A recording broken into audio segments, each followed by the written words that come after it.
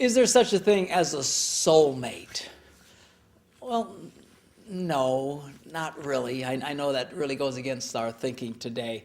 We have such an over-romanticized concept of marriage, that there's that special, super perfect person out there. And if I can just find that super perfect person, I'll be happy. And everybody's running around trying to find, that one person. And you see it in all the movies, particularly the chick flicks, the romantic flicks. It makes for a great movie, watching two people try and find each other. But the truth is, it's not based in reality. There is no special one person that's going to make you happy. And the church doesn't really help out much better either, because we come along and then we spiritualize the same nonsense by saying, God created a special person just for you. You need to find just that right person that God created for you. I mean, how insane is that? First of all, the Bible never says anything like that. And secondly, is this not the epitome of selfishness? Think what we're saying. God in heaven created another human being just to make you happy. I mean, if that is not the epitome of selfishness, I don't know what is. God didn't make someone else just for you. That's ludicrous. What is the key to a successful relationship? It's not about finding the right person.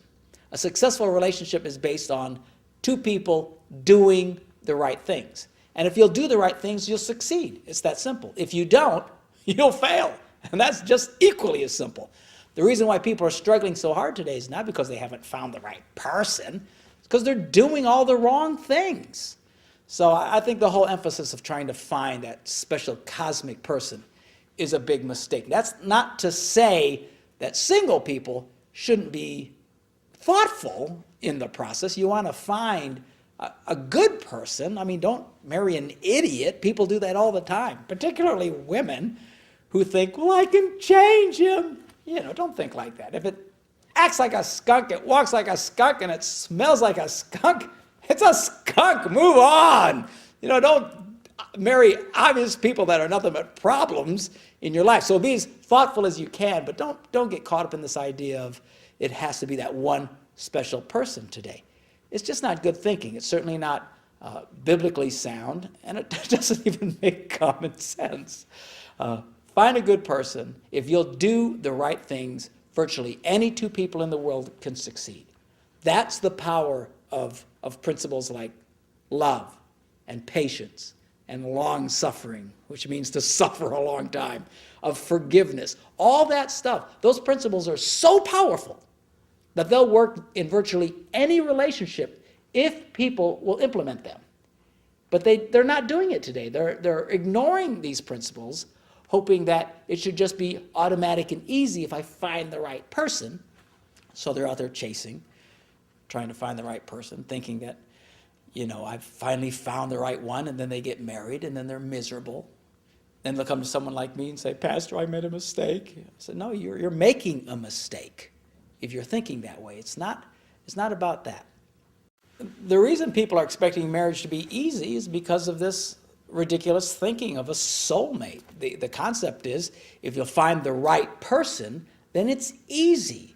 Then they'll automatically know what you need in life, and you'll be on the same cosmic wavelength, meeting each other's needs, which is just ridiculous. If you want someone to meet your needs, you need to communicate those needs to someone.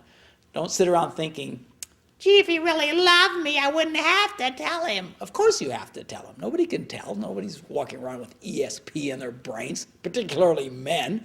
Unless you happen to be married to a really, really sensitive person, they're not going to know. And there's even people who are real sensitive who still miss stuff. I mean, marriage is hard. It's always been hard. And the Bible is clear about it. It's not like the Bible's holding out on us. In my seminar, I read those 2 verses of the scripture where it says, it's good for a man not to get married. And then he goes on and says, because those who marry will have trouble in this life. That's the Bible's take on it. No one's said that it was going to be easy. In fact, it's very clear. It's hard. It can be difficult. Now, the alternative is what? Being single all your life? It's not like that's a picnic. The truth is, life is hard, period. All of life is hard. People today who are trying to expect life to be easy don't get it. and they struggle in life. Not only do they expect their marriages to be easy, they expect raising their kids to be easy. There's a crazy concept. They think their jobs should be easy, that all their relationships with everyone in their life should be easy, going to church should be easy, everyone should always be nice to them. You know, it's all based on some form of selfishness at some level. Life is not easy. It's never been easy. But if you want to succeed, it's worth the work. If you want to get paid, you have to do the work. If you'll do the work, you'll get paid. You can't just walk into a company at random up to the payroll office and say, I'd like a check. Well, no, you didn't do anything. Yeah, but that's not love. I'm going to a Christian company. I mean, how crazy is this? This is the way people live. They expect payoff in life, payoff in their relationships, payoff with their kids, payoff with their families, payoff with their churches, but they don't want to really do anything. If you find the right church, the right people, all that should come naturally. It's nonsense. Is it okay to have expectations in marriage? Sure, that's only normal. That's natural. Nobody comes to the altar thinking, gee, I hope we'll have an average life. Nobody comes to the altar thinking, gee, I hope we fail. I mean, everybody comes with the highest of expectations, and that's fine. Just let them be realistic expectations. Don't let them be foolish expectations. Don't expect that this one man is going to meet all the emotional needs of your life. I mean, no man is wired for that. A lot of times I run into women who are so frustrated because their husband isn't their very best friend all the time, wanting to do everything with them. I mean, no one person is wired to do that, particularly your husband. You know, go out, have some girlfriends, have a life, get involved in church, get involved in other things. No one man is designed to meet all of your emotional needs. That would be unrealistic. Men do the same thing. You know, a lot of guys come into marriage thinking, well, this will be great. I get to have all the sex I want whenever I want it, you know. Hello? Not likely to happen. Again, that's an unrealistic expectation. Now, can you have an expectation of a great sex life? Well, of course. But, you know, everything just has to be based in reality. A lot of people's frustration is because they have such high expectations that are virtually impossible to be achieved in marriage. Marriage is not heaven, all right? When you die, then you get to go to heaven. We're still on earth, and there's imperfections, and there's struggles, and there's frustrations. Welcome to life. And it's not like God didn't warn us that it would be difficult. Life is difficult, but it's wonderful, and it's great. So just have the best of anticipation, the best of expectations, set the best of goals. Just don't set them so high or so unrealistically that it actually winds up destroying and discouraging you. Yeah, if you go into marriage thinking that marriage is a 50-50 proposition, you'll fail. You'll absolutely fail. Marriage is a 100% proposition. If you go in trying to think, well, I'm going to give half and wait for the other person to give half back, and you know, who sets that measurement? Where do you draw the line? How do you determine when something's half? And what are you going to do? You hit a certain point and then you start holding back on your affection, start holding back on your money, start holding back on your time. I'm sorry, honey, you know, I've given you, you know, whatever allotment I have for the day, and then move on. I mean, it's just ridiculous. There's no such thing as a 50-50 deal. It's 100% both ways. Do I really have to talk to my spouse about things that do not interest me? Yes, of course you do. That's just common courtesy. If someone starts talking to you in any discussion anywhere, you don't suddenly just go, not interested, and walk away.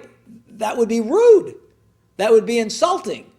I mean, why couples do that to each other is horrifying. I mean, just show common courtesy. If your spouse is talking to you about something you don't really care about, at a minimum, just be polite and respond. And, now if at some point it becomes so horrifying, then I suppose you can say something. I'll do that to my wife. I mean, she frequently will discuss things with me that I could not possibly care less about.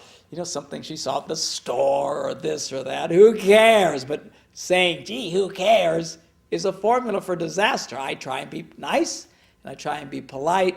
And if it's something that continues on and on and on, I'll at some point just say, please, I don't mean to be rude, but I'm not interested in what you're talking about. And then she'll slug me or something. And then we can still laugh about it and move on. But yeah, just show common courtesy. Men who respond to their wives in rude ways and say, I'm not interested in that, and be insulting. And then these are the same men who complain, I wonder how come I'm not getting any sex. Well, because you're a nitwit. That's why. Be nice. Be polite. Yes, you can and should discuss issues that are not of interest to you at all. Why is communicating so hard now that we're married when before we got married there were no communication problems? Well, because when you were dating, that wasn't real life. I mean, dating is the biggest bogus part of life. I mean, everybody's telling everybody what they want to hear, and everybody's living in this false drug-induced state of romance. It's not real life. You don't really discover life until you put on the ring and you really commit to each other and you start living life together. That's when the real challenges come in. And everybody has these challenges. And because you're so close to each other, it can get difficult at times. But, there's nothing wrong. A lot of relationships are like that, even with your children. I mean, there's people who have children who are just very problematic, very, troublesome and don't want to behave, but then take those same kids and put them with someone else, send them over to the neighbors or to an uncle or something, and suddenly they're the most well-behaved kids in the world, and you think, what's the deal? How come you don't behave that way with me? Well, because they're not with them all the time. When you're with somebody all the time, it just gets harder. There's, everything's so connected to everything, and at some point, it gets to be a struggle. But that's normal. Why can't my spouse just say what they mean? Because very few people speak only after they've completely thought through what they wanted to say. I mean, that's part of communication. You start talking, you don't really know what you want to say. You don't really know how you feel about things. Again, just common courtesy. When you're talking to your spouse, don't holler at them and say, well, just get to the point. Why don't you just say what you mean? Well, they don't know. They're talking it through. That's normal. Discussing things, bouncing ideas off of, finding someone else. Even, in my relationships around the office and in the church, I frequently have to bring someone in and just start talking it through, kicking ideas back and forth. What about this? What about that idea? What about that idea? And that's how you start coming to what you really feel about a particular situation. So to get on a spouse because they're not quite sure what they mean yet, let me know and then we'll talk, is very rude and highly unrealistic. That's how people discover how they feel. They talk it through. If you have a spouse who never talks, well, yeah, you have a communication problem. I can't fix that. They need to be realistic. They need to talk. They need to open up. Now, they may not want to talk, may not want to open up. You might need to just talk about the not talking and find out if there's issues. Sometimes the reason people don't talk is because when they do, they don't feel safe. They feel ridiculed, or they feel challenged, or they feel put down at some level. And they learn the safest thing for me to do is not to say anything. So if you have a spouse who never wants to talk, you need to make sure that when you do talk with them, that it's safe when they talk. That you're not saying stuff, well, that's stupid. What do you think like that for? Or, well, that's wrong.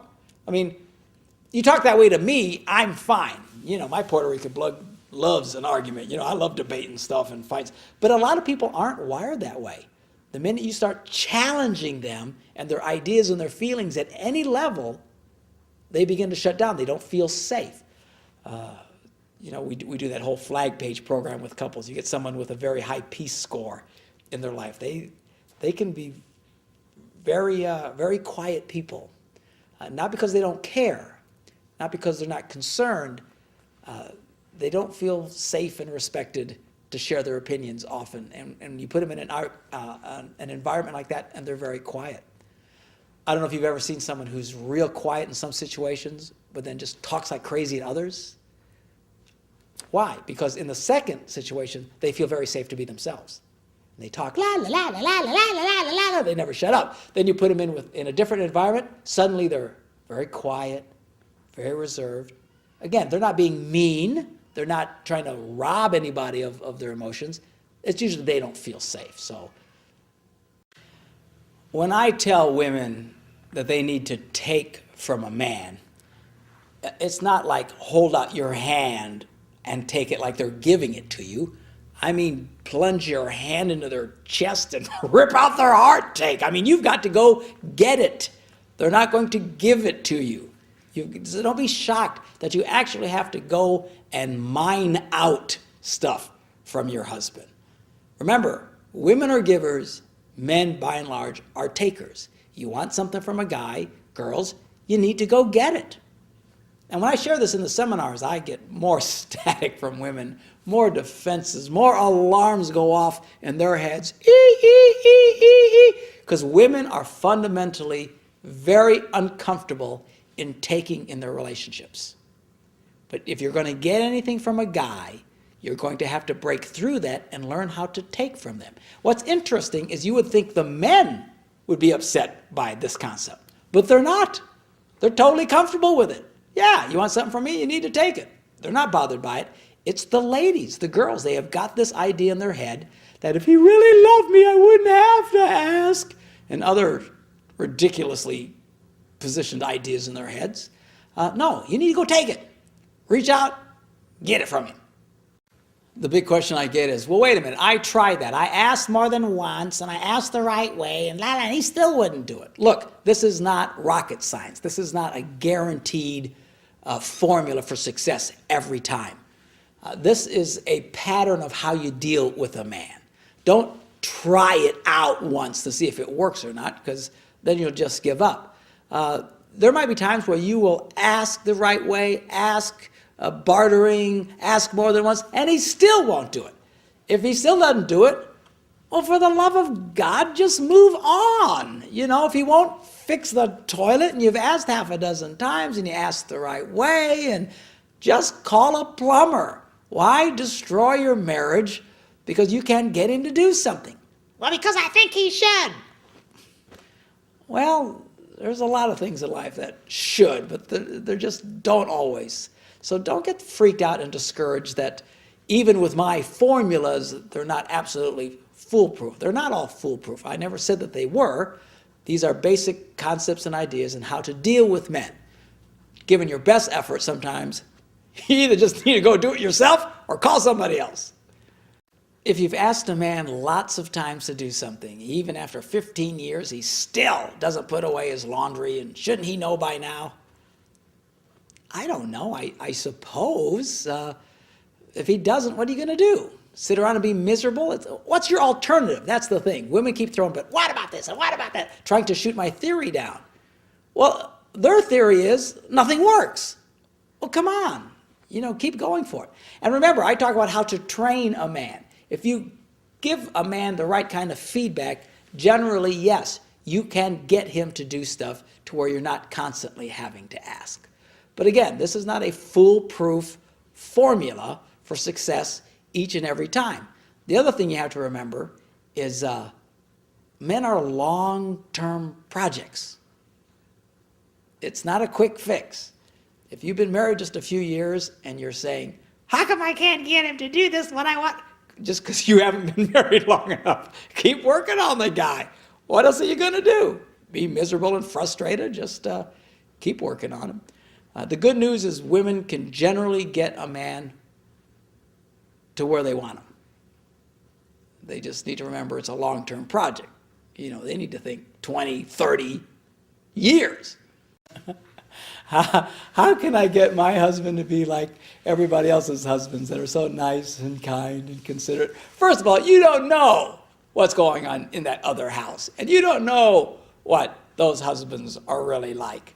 I have come to experience that some of the worst marriages are some of the ones that look the prettiest on the outside. Why? Because they're just as plastic as they can be. Don't judge and compare your relationship to other people's relationships. First of all, they're not you. They'll never be you. They don't even want to be you. So, don't do that. You shouldn't compare yourself to anybody, quite frankly.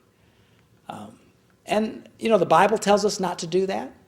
I know women struggle with that a lot. They're constantly comparing themselves to how other women look and how other women's children behave and how other women That's why some of them have such low self-esteem.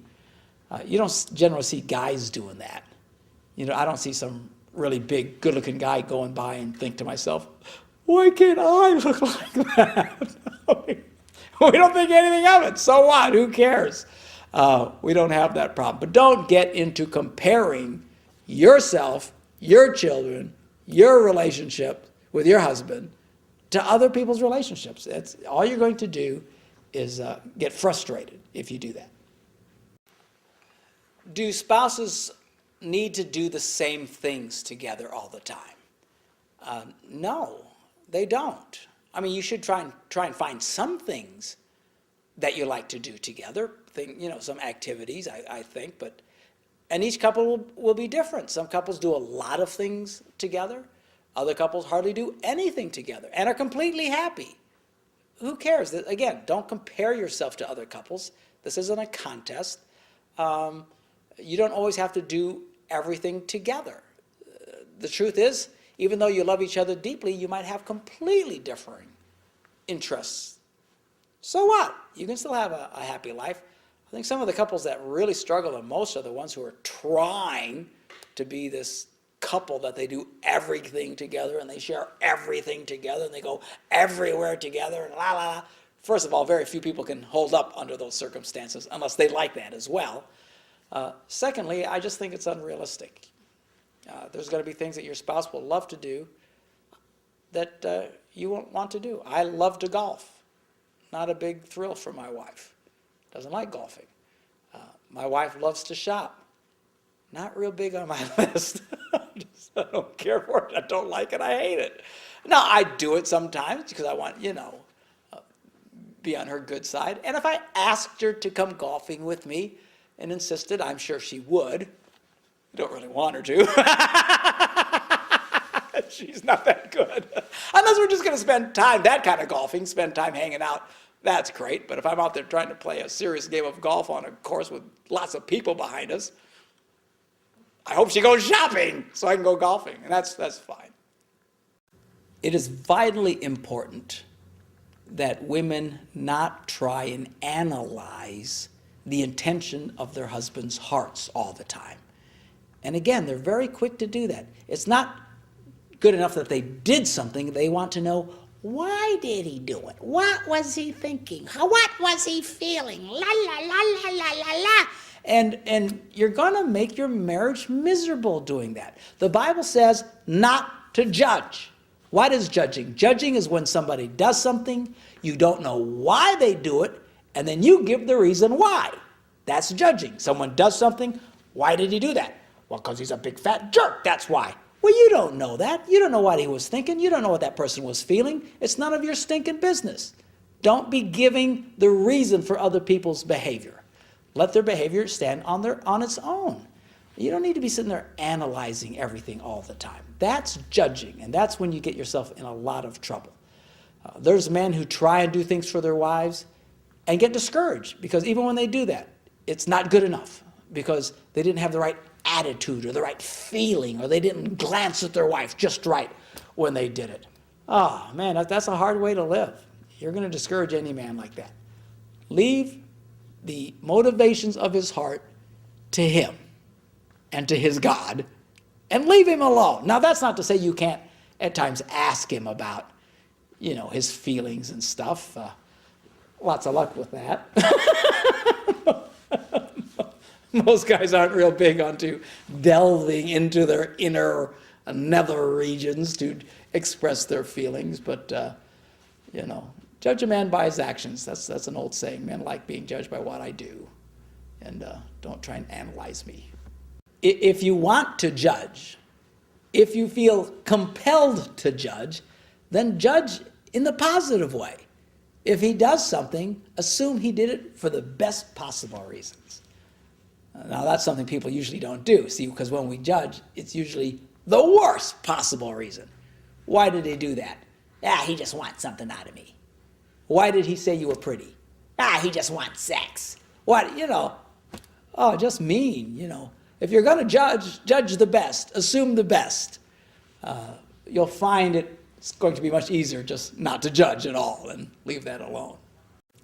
Self-image is very important. And in my seminar, I have a lot of fun at the women's expense on the, I'm too fat, I'm too oily, I'm too greasy, that whole thing. But let me say something to the guys about self-image. It's very important that you help create a positive self-image in your wife. Not only your wife, but your children as well. You need to be the protector of that home. Now, if you ask most guys, are you the protector of your home? Most of them will say, absolutely. Someone tries to break into my house at night, I got a bat and I'll bust them over the head, or I got a shotgun in the closet, I'll blow them away. Well, lovely, lovely, lovely. But there's more to being a real man than protecting your family from, some prowler in the middle of the night. You need to protect your family's spiritual and emotional well-being as well. And what's sad here is that a lot of men, not only do they fail to protect their family from emotional onslaughts, they are the greatest offender. While they should be the one protecting their family, they terrorize their family by saying horrible, critical things to their wives, to their children. You're not good enough. What's the matter with you? You're awfully fat. You're ugly. Why don't you take care of yourself? You're always a failure. I know you got a B+. You should have gotten an A. And just being horrible. And then they wonder why their wife feels terrible, wonder why their kids feel terrible, wonder why their daughters are shacking up with the first boy who pays attention to them. Why? Because you have not been there for them. You need to be a man. You need to be there and protect your family. That means more than just keeping bad people away. It means you need to take care of their self-image, their emotional state and well-being as well. You need to be a man. Quit walking around, just because you think you're a big tough guy. That's not enough. A real man truly protects his family. You need to be there for them. Probably the biggest baloney excuse men cough up to why they ignore their wife and children is because I'm doing this for us. I'm going to work for the next 5 years and ignore you entirely because I'm doing this for us, and I've got to put all this time in for us. Really? I mean, what you're doing in most cases is you're destroying us. If you're concerned about us, you need to pay attention to us and not just to your job. You say, well, then I won't climb up the ladder fast enough. Well, then slow down. It's not worth it. It's not going to make any sense for you to spend all this time paying attention to your job and then to lose your family. And I have seen this over and over again. Men who put such a high priority on financial security and ignore their family at the same time. Oh, man, how can you be so dumb? I tell you what, you wind up getting a divorce, you're going to lose all your financial security. It makes no sense to want to try and secure your financial future by working all the time and ignoring your wife. You'll wind up losing everything. It makes no sense. Think it through. If you truly want financial security, you have to pay attention to the girl. You have to go back for the girl. You have to go back for your family, because if they decide they have had enough, you're going to lose 50% of everything. You're going to wind up spending all this money in child support and alimony, and it makes no sense. It is a foolish, strictly on a financial level alone, it is completely foolish to work completely at your job and ignore your family. To say I'm doing this for our financial future is stupidity. That's like saying I want to build our future and spending as much money as you can at the same time. It makes no sense. You can't get there from here. You can't get to a secure financial future by ignoring your family.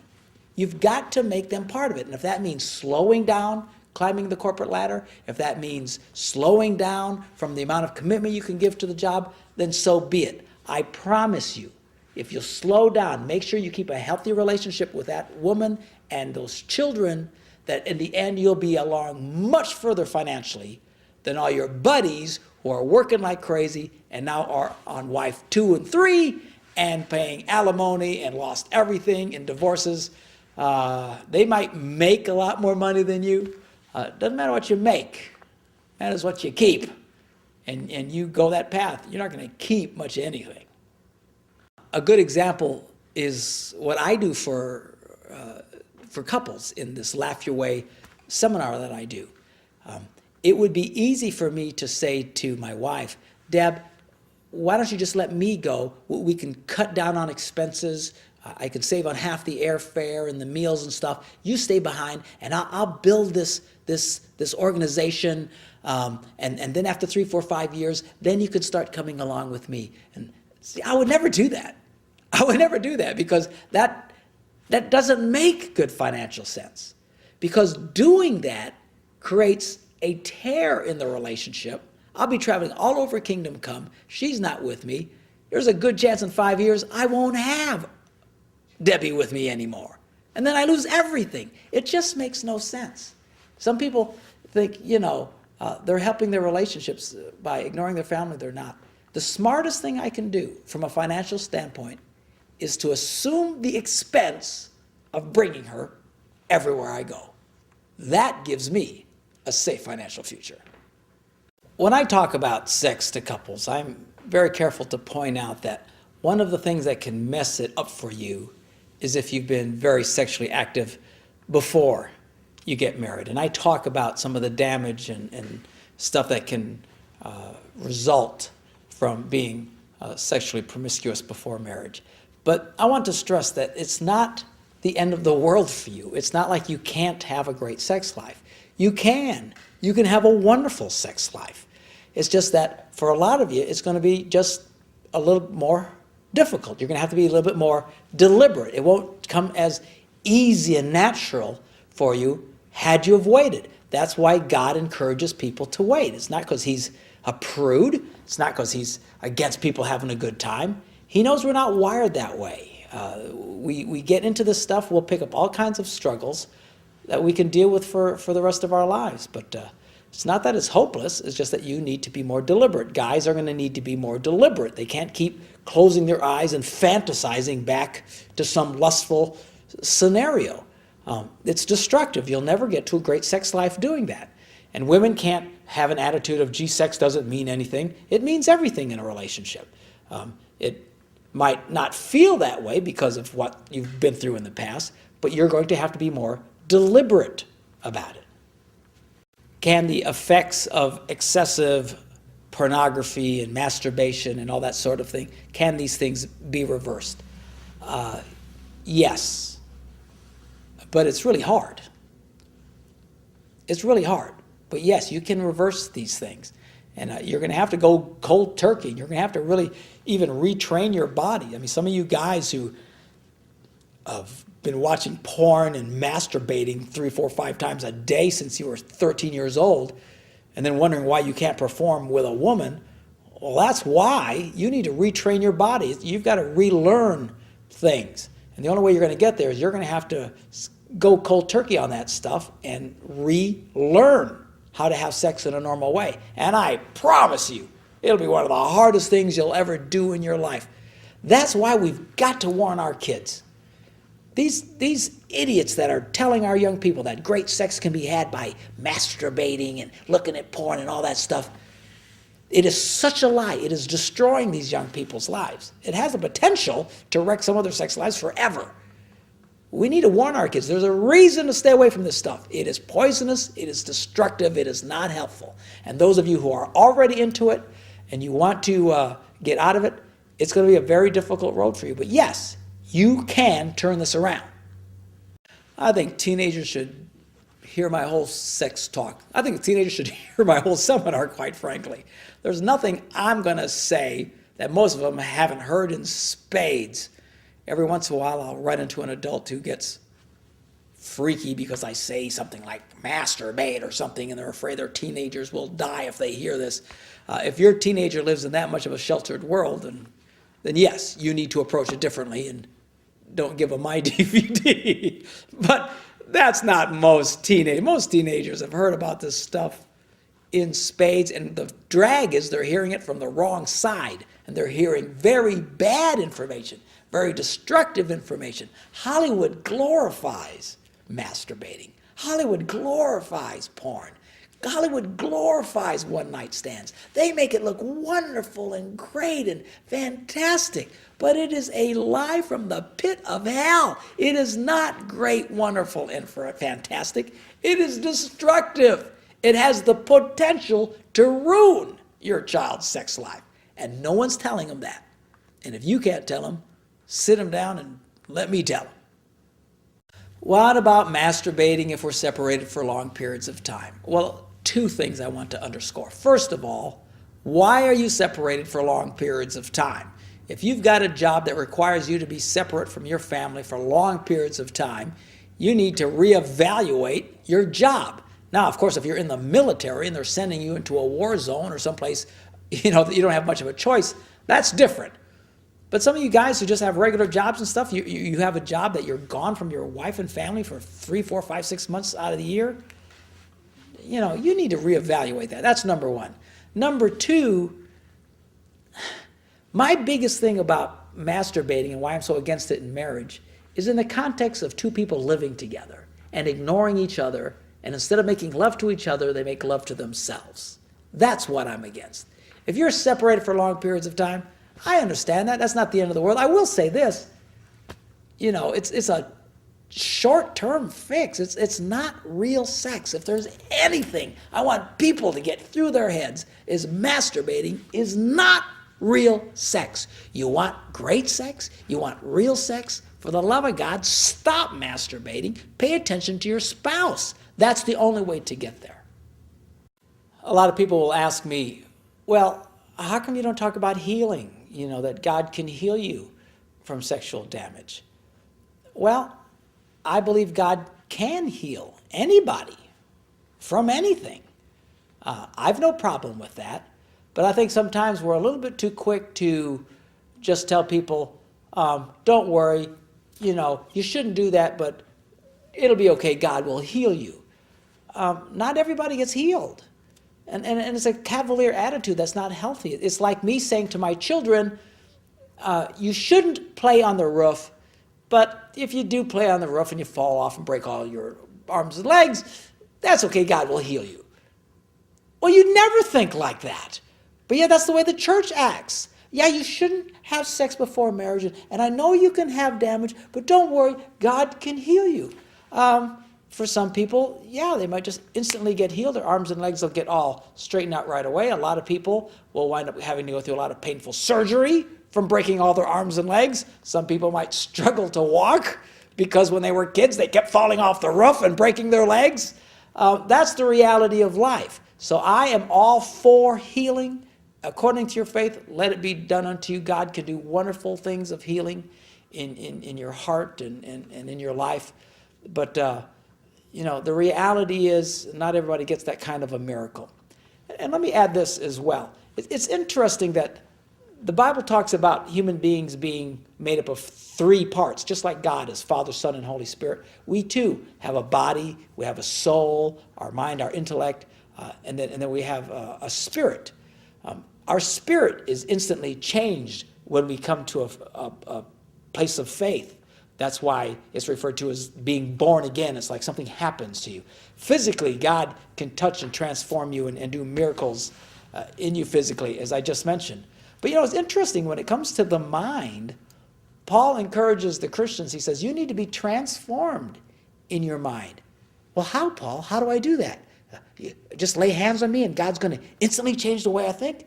No. He says you need to be transformed by the renewing of your mind. You need to change the way you think. And it's interesting that a lot of the sexual damage that I'm talking about isn't really physical damage. I mean, sometimes there is. That's really the easy healing. It's the soul. It's the mental part of our heads. And the Bible doesn't talk a whole lot about instant healing in your head. It talks about you changing the way you think, being renewed deliberately and intentionally. And that's what I'm talking to couples about. Those who have struggled in this area because of damage that they picked up before they got married, because they got involved in sexual things before. A lot of it's all here. And there is no presto changeo solution to that. You need to change the way you think. And just starting with the fact that you need to understand that it's not going to be easy. You're going to have to work on it. To get to where you want is what I'm trying to do for couples. In my seminar, I talk about this whole idea of the initiator. Who initiates sex? This is one of the biggest fights couples have and struggles couples have. And as I said in my seminar, I cannot emphasize it enough.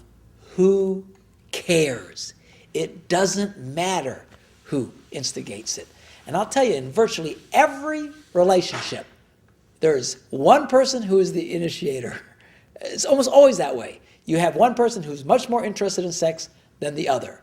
Sometimes it's the wife who's more interested in sex than the guy. Those guys actually have the biggest struggle because they feel really bad because she thinks, well, that's the guy who's supposed to initiate sex. Well, says who? Just because that's how most people are. Just whatever your relationship is, just take it and go with it. Quit trying to put some cookie cutter over the top of it. If sometimes your wife initiates sex, sometimes your husband, great, God bless you both, wonderful. If you're in a relationship where you're the only one who initiates all the time, who cares? It's not a contest. As long as you're both happy and you're both being sexually fulfilled.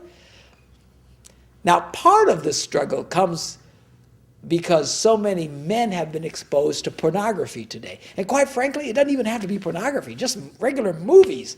Just looking at TV commercials. I mean, the picture is of women who want sex. I want it, I want it, I want it, I want it. After a while, the guy's thinking, how come my wife never acts like that? Well, first of all, she's not being paid to act like that. And the word is true, act. It's not reality. Get that nonsense out of your head. It doesn't matter. If you have a husband who never pays attention to you, and the only time he pays attention to you is when he wants to have sex,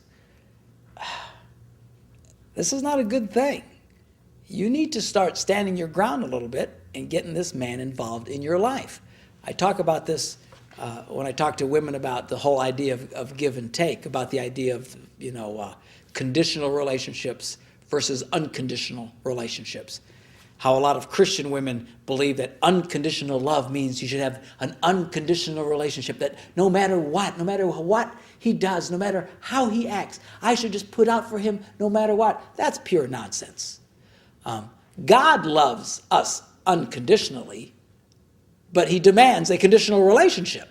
I mean, you want God to answer a prayer? You have to ask him. Well, that's conditional. And here's the kicker. Jesus says God knows what you need before you ask him. Well, now, wait a minute. If God knows what I need before I ask him, and he wants to make sure I have everything that I need before I ask him, then why do I have to ask him? Because that's the condition. There are conditions involved. You want God to forgive you, you have to apologize. You want God to draw close to you, the Bible says you have to draw close to him. There's all kinds of conditions in relationships. An unconditional relationship where you require nothing out of anyone is a formula for disaster. If you're having sex with a guy or a woman who never does anything for you at all, you need to reevaluate yourself. That is not a healthy relationship. Now, the Bible says we should not deny each other, but as I said in my seminar, just because you have conditions doesn't mean you're denying anybody, you need to start getting that person involved in your life.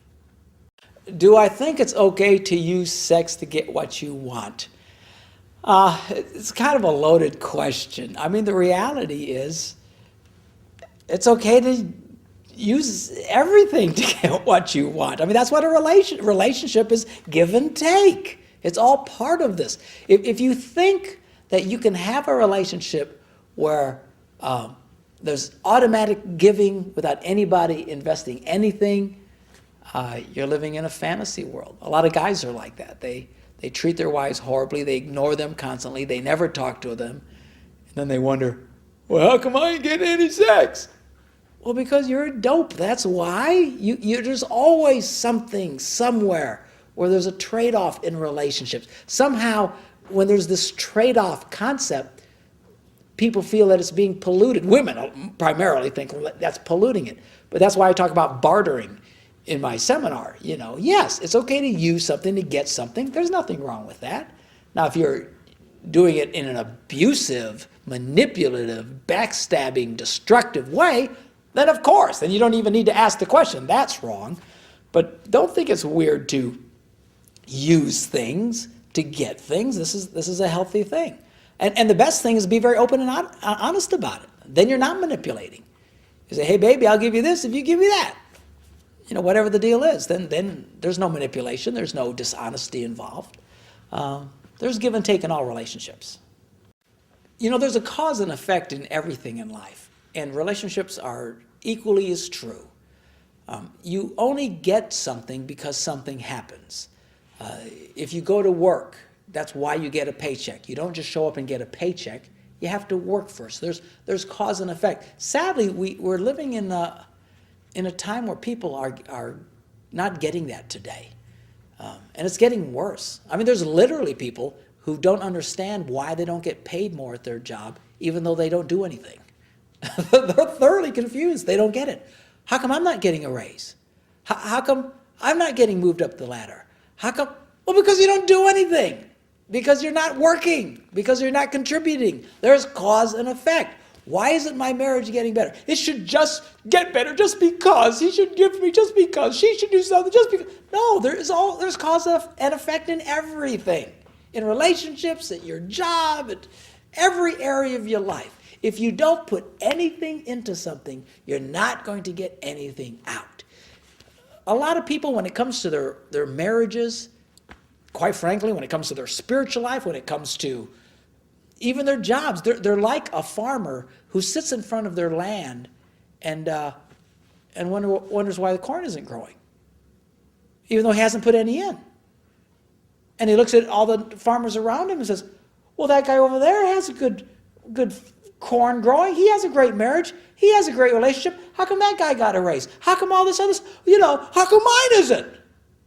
Because you haven't planted anything. You need to put in to get out. And to think that putting in to get out is a manipulative, wrong thing, man, you're crazy. The whole concept of planting and reaping is completely based on the concept of you'll get something if you put something in. That's perfectly normal. Sometimes someone will ask, well, what do I do if my husband wants sex all the time? Well, if he literally wants sex all the time, there's something wrong with him. You might want to go check that out at the doctor's. But I think what they mean is, why is he constantly coming back for sex? Because sex is an appetite. It always comes back. You can't just say, hey, I fed you lunch yesterday. Why are you back today? Why don't you wait for next month? Then I'll feed you lunch again. Well, because they need to eat. It's part of the appetites. Now, obviously, it's not as bad as actually physically eating. You don't need sex 3 times a day. I'm sure some people would think that would be great, but certainly don't need it. But the sex drive, the sex need does keep coming back. It always comes back. It's always coming back. And actually, it's a good thing, as I point out in my seminar, particularly for men. This is God's way of constantly reminding you, be nice to that girl, or you ain't getting any. And sometimes it's the woman. Sometimes it's the woman that's strong in this area and not the guy. Well, it's the same true for her. It's God's way of letting her know. Pay attention to the boy. Be nice to the boy. You take away, really, you take away the sexual appetite. What is the fundamental motivating factor to put a man and a woman together? So you can be buddies? So you can watch TV together? I mean, I know women are mortified about it. Marriage shouldn't be about sex, but I'm telling you, sex is the foundation. You take that away, I don't think we'd spend a whole lot of time working on our situations with women. That's the main deal. Sometimes people will complain that they don't think their husband turns them on enough, or wife turns them on enough. I'm not sure exactly what they mean by that. There could be lots of reasons for that. It could be the result of pornography. Pornography makes real sex unrealistic, and it can ruin it for you. There might be something physically wrong. Remember, sex is an appetite. It would be like physically if all of a sudden you said, I don't want to eat anymore.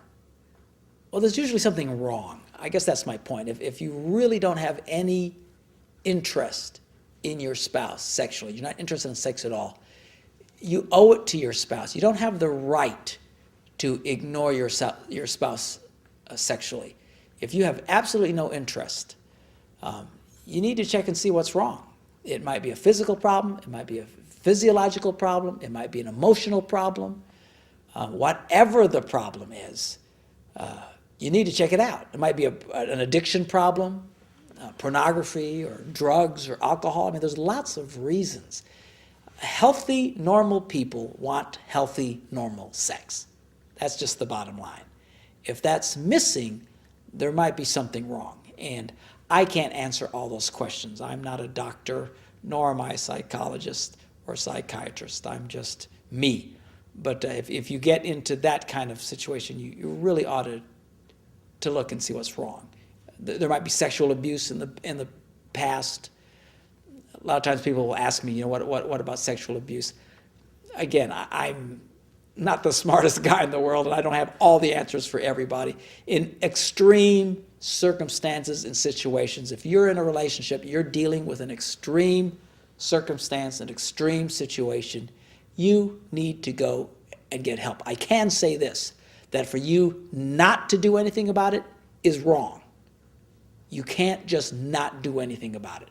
Just say, well, I'm not interested, or I don't want to anymore. And your spouse tries to get you to get help and you just say no. That's wrong. You don't have the right to do that. You're part of this person's life. And if something's not healthy, if something's not right, you need to go find some help. I will say this, that it's very possible that there is nothing physically wrong with somebody with a sex problem. A lot of times sex problems are really relationship problems. There's relational problems. And at least you need to answer the question and settle the question if there is something physically wrong. If there's not, then it's probably lying more in an emotional place than in a physical place. Now, some people ask me, what do I do if sex gets boring? Well, first of all, if sex is boring to you, isn't that a little odd? I mean, we're saying sex. If you say sex and boring in the same context, something's probably not right. And you need to pursue that. Now, a lot of people use that in the context of pornography. Usually, take it to the bank. Usually, if someone's bored with sex or complaining about sex in that way, they've got their head in the toilet somewhere looking at pornography. And pornography will ruin sex for anybody. It's not a healthy thing. Nobody looks like that. Nobody does that kind of stuff. Nobody is this animal passion that these actors are acting out in these porn things. A lot of people who have porn addictions, they're destroying their own sex life. The very thing they want, they're not going to get if they use porn. You need to get some help. And for those couples that are struggling with this, usually a guy, and sometimes some women as well, but the spouse of the person who's addicted, you need to understand something. It's an addiction, just like heroin addiction, just like alcohol addiction. It's not going to make you feel good. You'll feel bad when there's a sexual addiction involved, but help your spouse through it. And If you're addicted, you need to get some help. I've talked to people who have been addicted to porn, who are also addicted to heroin and alcoholism, who told me of all their addictions, the porn was the hardest one to get rid of. Think about that. Heroin addiction. Saying it's easier to go cold turkey on heroin than on porn. That's how addictive pornography is. It's a destructive, evil thing that will ruin your life. And if you're caught into that, you need to get out of that mess. And if you're really stuck in it, you're going to need to get some help. Now, we have a program on our website that you can do online. It's called Pure Online. If you go to our website, you'll see a link there where you can sign up for this 30-day program where you can interactively using your computer for something positive for once to help you break the problem of sexual addiction. But it's hard. It's going to be hard, just like kicking heroin. I mean, people who go cold turkey, they describe it as the most worst physical situation they've ever gone through.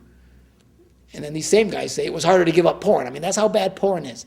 The spouse needs to be patient, but you need to do something, and you need to go cold turkey. But what you need to understand fundamentally is what you're wanting, which is great sex. Porn will keep you away from great sex. It'll make normal sex boring to you. It'll make it passé. It's sad. Men get to the point where they can't even perform physically because they're so used to be stimulated, highly stimulated by these porn images. I know of men who insist on having dirty magazines open while they're making love to their wives. I don't know how they manipulate that out of the woman, but they do. Why would they do such a thing? Because they're so addicted, they can't perform unless they see these images. Man, if you're in that place, you got to realize you've got a serious problem. Both of you got to realize there's a serious problem involved, and you have got to get help. And it's time that you stop dumping on your wife or your husband or whoever's doing it and using your addiction as a way to criticize the other person. You're not sexy enough. You're not this enough. You don't do that enough. You don't turn me on enough. You're boring. It's not your spouse's problem. You've got the problem. You need to change. You need to stop. You need to get some help. I end my seminars with this idea of a reset button, and I have couples stand up and apologize to each other. And oftentimes couples will ask me, how can I keep that going? Well, the only way you can really keep it going is to learn to say, I'm sorry. What's amazing is a lot of these couples, when they're repeating what I'm telling them to repeat, that's the first time they've ever apologized to each other. Some people really have a hard time in this area. I've never quite understood it. I mean, I apologize to people a lot because I mess up a lot. I can't imagine these people. They must live such perfect, sheltered lives that it must be wonderful to be them. That they never make mistakes, that they never are wrong, that they never do something stupid, that they never have to say, I'm sorry. Man, it must be wonderful to be you. Of course, I'm being facetious. It's got to be horrible to be, it's going to be horrible to be around you is really what it's got to be. You need to learn how to apologize. You make a mistake, you do something, you hurt somebody, you need to say, I'm sorry. You were right. I was wrong. I'm sorry. The hardest words in the world for some people to say. If you can keep that going, you can keep that reset button of forgiveness that keeps setting things straight going in your life. But you've got to say it. If you don't say it, it's really hard to forgive people who don't ask. Now, which brings to the next question. What if they never ask that they're sorry? Then you still need to try and forgive them. I mean, that's the hardest. That's the hardest kind of forgiveness. The hardest kind of forgiveness is forgiving someone who won't ask for it. But just for your health, you need to forgive him, even if he's so stubborn or she's so stubborn and hard-hearted she won't ask for forgiveness. If they're that proud, forgive them anyway. That's my advice. Grab the reset button and push it anyway, even though they don't want you to push it. But my advice is, man, your life will be so much better if you'll just learn to say, I was wrong. I apologize. Let's try it again.